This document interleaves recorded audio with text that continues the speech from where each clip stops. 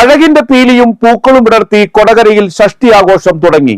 പുലർച്ചെ 4 മണിയോടെ പൂനിലാർക്കാവ് ദേവീക്ഷേത്രത്തിൽ നിന്ന് പാൽ, പനിനീര്, കളഭം, പഞ്ചാമൃതം തുടങ്ങിയ അഭിഷേക ദ്രവ്യങ്ങളുമായി ഊരാളനും ദേവസ്വം അധികൃതരും കുന്നിൻ മുകളിലുള്ള സുബ്രഹ്മണ്യ ക്ഷേത്രത്തിലേക്ക് പുറപ്പെട്ടതോടെയാണ് ഷഷ്ടി ചടങ്ങുകൾക്ക് തുടക്കം കുറിച്ചത്. കുന്നത്തിരിക്കോവിൽ ശ്രീ സുബ്രഹ്മണ്യ സ്വാമി ക്ഷേത്രത്തിലെത്തി ദേവസ്വം വക ആദ്യം അഭിഷേകവും തുടർന്ന് ഭക്തജനങ്ങളുടെ വക അഭിഷേകങ്ങളും നടന്നു. രാവിലെ വിവിധ കാവടി സമാജങ്ങളിൽ നിന്ന് കാവടി ഘോഷയാത്രകൾ പുറപ്പെട്ടു. പൂനിലാർക്കാവ് ദേവീക്ഷേത്രത്തിന്റെ കീഴടമായ കുന്നത്തിരിക്കോവിൽ ശ്രീ സുബ്രഹ്മണ്യ ക്ഷേത്രത്തിലാണ് ഷഷ്ടി ആഘോഷം നടക്കുന്നതെങ്കിലും കാവടിയാട്ടത്തിന് വേദിയാകുന്നത് പൂനിലാർക്കാവ് മൈതാനമാണ്.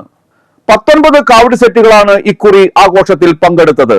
ഉച്ചയോടെ പൂനിലാർക്കാവ് ക്ഷേത്ര മൈതാനത്തെത്തിയ കാവടി സെറ്റുകളെ ആതിഥേയരായ കാവിൽ കരയോഗം സെറ്റ് ആചാരപ്രകാരം എതിരേറ്റ് ക്ഷേത്രനടയിലേക്ക് ആനയിച്ചു.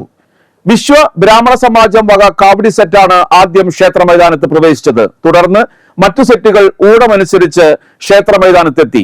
വൈകുന്നേരം 7 മണിക്ക് പൂനിലാർക്കാവിൽ നിന്ന് ചെട്ടിവാദ്യത്തിന്റെ അകമ്പടിയോടെ കുന്നത്തിരിക്കോവിൽ ക്ഷേത്രത്തിലേക്ക് ഭസ്മക്കാവടി എഴുന്നള്ളിപ്പ് നടന്നു.